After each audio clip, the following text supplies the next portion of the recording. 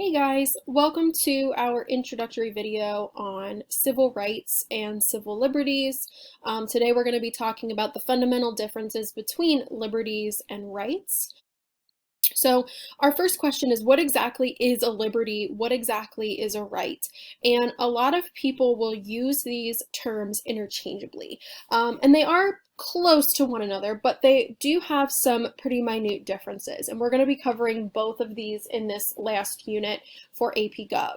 Now, civil liberties are these constitutionally established guarantees and freedoms that protect citizens, your opinions, your property against arbitrary government interference. So protecting you against the government, invading your privacy, for example. Another example would be like the First Amendment, right? The government cannot interfere with your individual freedom of worship, your freedom of religion. So it's protecting you from the government overstepping its boundaries. Now, civil rights, on the other hand, are these policies that protect people from arbitrary or discriminatory, that keyword there, discriminatory treatment by the government. And this ensures equal protection under the laws for everyone, regardless of your race, your sexuality, your age, your gender, etc., etc.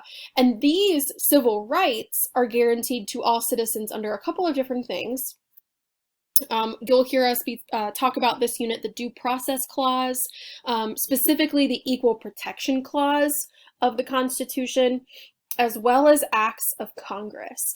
And civil rights are important for us to look at because if you remember our conversation about our framers, right, one of the things that they were very concerned about was this idea of majority rule versus minority rights.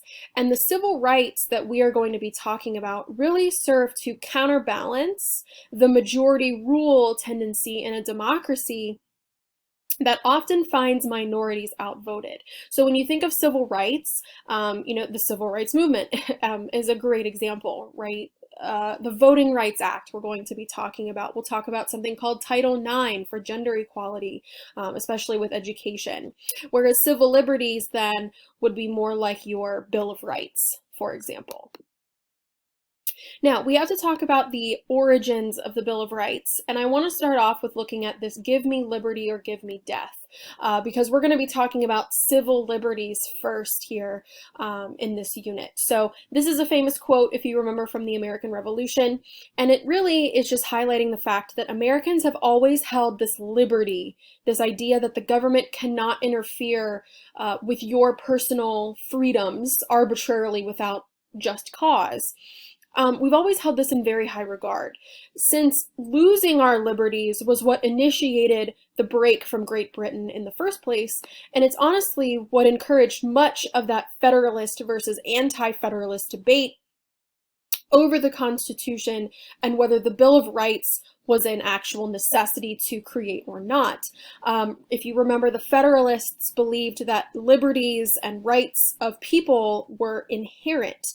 They were just so obvious that you did not need to have them written down explicitly in a Bill of Rights, whereas the anti-Feds were fearful that that new, stronger national government that this Constitution created would actually infringe on the rights and liberties of the people.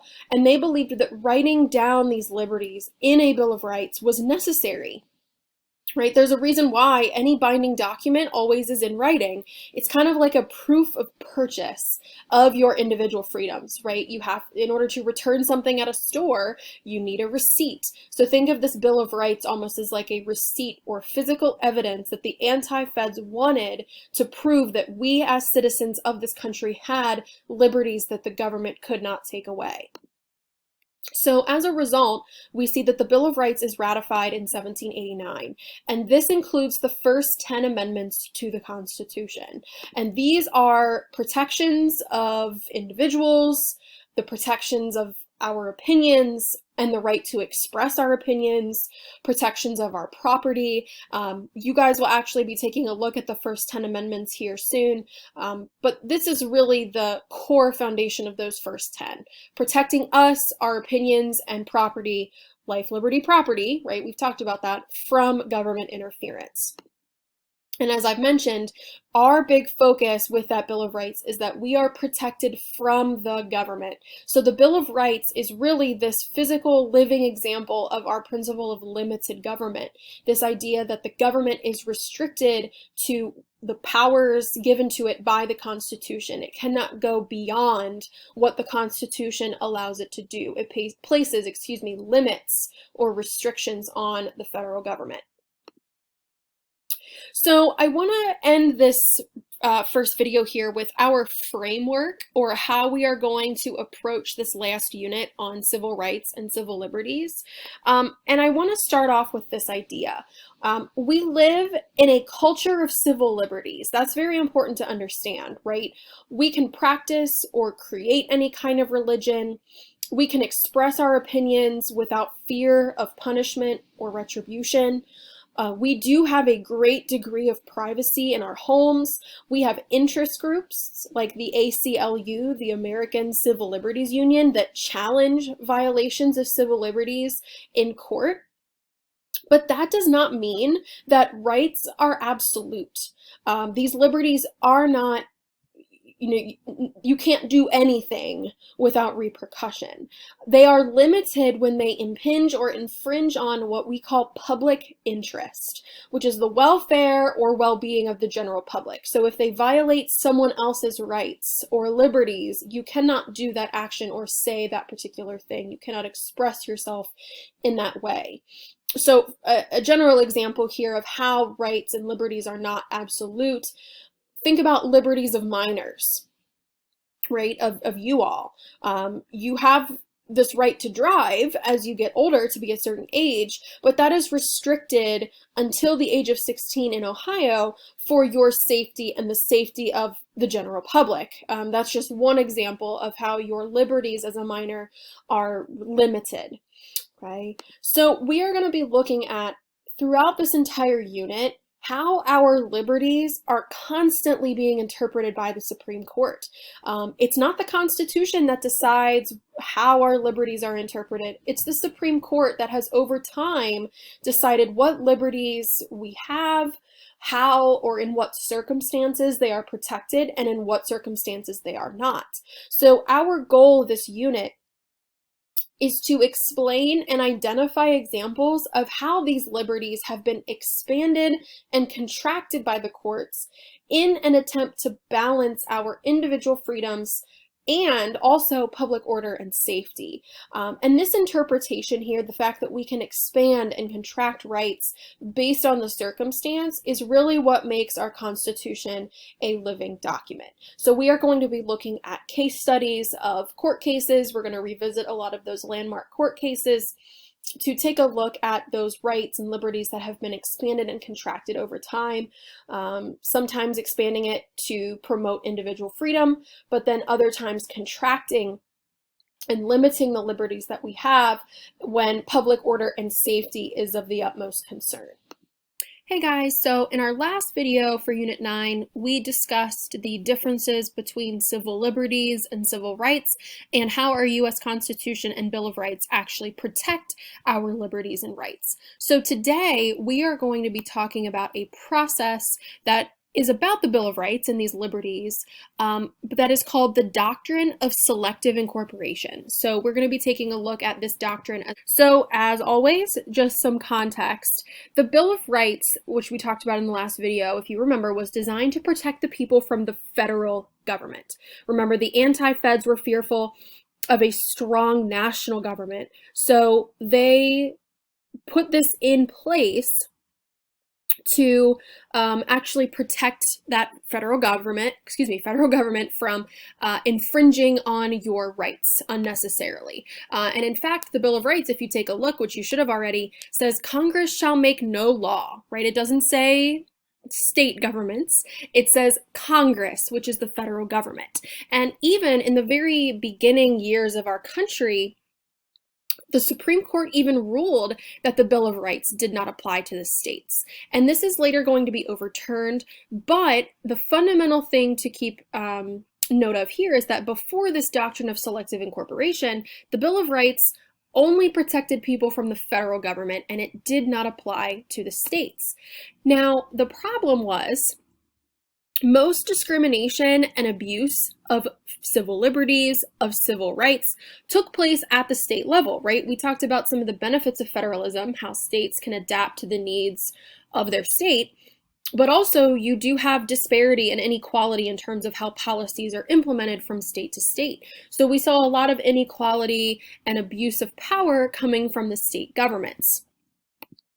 So the courts, starting with Gitlow v. New York, which we'll talk about in a second, decided to move toward the doctrine of selective incorporation. And this is very important, the gradual application of the Bill of Rights to the states. And this is done on a case-by-case basis. There has not been one case that has applied the entire Bill of Rights. The court has actually said, we are not going to do total incorporation. We're going to do selective. We are going to select the rights and liberties of the Bill of Rights to apply them to the states as they come up. So over a succession of rulings, the Supreme Court has established this doctrine to limit state regulation of civil rights and liberties. And they've held that many protections of the Bill of Rights apply to every level of the government, not just the federal government. So for example, of this case-by-case basis, many amendments even have been chunked up and broken down and incorporated in parts. So it took many cases to incorporate the 5 freedoms of the First Amendment. And that is what is meant by selective, right? It's not the entire 10 amendments of the Bill of Rights. It's not necessarily even a whole amendment. It depends on the circumstance of the case and what the court deems necessary or fundamental to that time. Okay, so how did the courts, or how have they justified selective incorporation? And we need to talk about probably one of the most important amendments to the Constitution, which is the 14th Amendment. And this was ratified during Reconstruction. And the question became, after the Civil War, this idea of equality and protection of citizens. Would the rebel states, the Southerners that had just lost this war, deny newly freed people of color or maybe Unionists who had fought against them their basic freedoms? So we see this 14th Amendment pass that does the following 4 things. 1, it establishes citizenship. It decides or outlines that citizenship qualification. It incorporates the Bill of Rights to the states, and it contains 2 clauses. The Due Process Clause, which ultimately due process is about fairness, ensures fair procedures in the justice system, like fair trials for an accused person, prevents arbitrary government decisions to avoid mistaken or abusive, or the abusive taking of life, liberty, and property. Essentially what this means is the government at all levels must respect your legal liberties and rights. And it also has the Equal Protection Clause, which requires a standard of equal treatment by the government without discrimination, whether that's your race, your gender, sexuality, age, etc., etc. Now, the Due Process Clause of the 14th Amendment is what's going to be used to most often justify selective incorporation. So civil liberties are really connected with due process and selective incorporation. The Equal Protection Clause is going to be more towards civil rights, which we will see in the second half of this unit. So I wanted to show you guys the text of the 14th Amendment, and on your note sheet there is a section for you to highlight the certain areas. So broken down, it says all persons born or naturalized in the United States and subject to the jurisdiction thereof are citizens of the United States and of the state wherein they reside. Boom, establishes citizenship, right? If you're born here or you become naturalized, does not matter, you are a citizen. No state shall make or enforce any law which shall abridge the privileges or immunities of citizens, nor shall any state deprive any person of life, liberty, or property without due process of law. So that actually does a couple of things here. No state shall make or enforce any law which shall abridge the privileges or immunities, nor shall any state deprive a person. That incorporates a lot of these Bill of Rights liberties to the state governments. That's how the court's going to justify it. And then it also adds in that due process piece here. That due process of law is that due process clause. Nor deny to any person within its jurisdiction the equal protection of the laws. And of course, that then is that equal protection clause that we said is going to be used for mostly civil rights when we talk about that in this unit. Now, the very first selective incorporation case was Gitlow v. New York in 1925. This was the first time that the court entertained the idea that rights and liberties of the Bill of Rights could be applied to the states. And what this did was incorporated freedom of speech and ultimately said that this is saying, that states are prevented from infringing on free thought and expression. And it's appropriate that the First Amendment is emphasized so early on in this process, right? Because that is the hallmark of our civil liberties, right? It's what we were fighting for from our freedom from Great Britain. It's been a concern about protecting our freedom of expression without punishment or retribution from our founding of our country. And to this day, the vast majority of the Bill of Rights has been incorporated to the states of our country, most of them coming from the Warren Court during a lot of FDR, years in president. Now, there are some rights that are not yet incorporated. Just as an overview, these have been deemed not as necessarily fundamental to the workings of the entire society. We will see if these are ever incorporated. But the Third Amendment, no quartering of troops. Fifth Amendment, the grand jury indictment in misdemeanor cases. The Seventh Amendment's right to jury trials in civil cases. And the Eighth Amendment's protection against excessive bail and fines. Now, as you'll see here, specifically with the Fifth and the Eighth, those have other clauses to them that have been incorporated. Double jeopardy, self-incrimination, when we'll talk about that when we get to rights of the accused. The Eighth Amendment, cruel and unusual punishment, those have been incorporated. But there are sections, because of this doctrine of selective incorporation, that have not been included. Now, we need to talk about the profound change, the shift in the balance of power when it comes to the selective incorporation doctrine and federalism. Before the process started, the federal courts honestly had very little say about the day-to-day operations of state and local governments. These state and local governments regulated speech, the press, they handled criminal investigations, they handled prosecutions and punishments. And for a time, states even had official established churches, all without interference from federal agencies or the courts. And that has long since passed. Before, right, when we look at this, all rights not given to the federal government are reserved to the states according to the 10th Amendment. And that was what the states ran with until this doctrine of selective incorporation. Right now, you have a federal amendment, which according to the Supremacy Clause, we know trumps the state law. So you have this federal amendment, 14, that is requiring states to uphold due process for all citizens, and that federal law is supreme. Now, this has implications. It has established federal guidelines for states. So, for example, incorporating clauses of the First Amendment led to federal guidelines for state and localities as to what types of expression they may allow. And we'll look at that in the next couple of lessons, like obscenity, sorts of marches, rallies, etc. It has also led to fairer criminal justice systems throughout the country and expanded uniformity from state to state.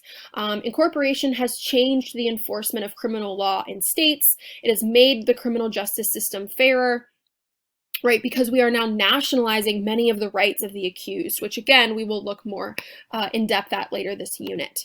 But the biggest thing to note here, guys, is that yes, this selective incorporation doctrine through the Due Process Clause of the 14th Amendment shifted power to the federal government by limiting state regulations of civil liberties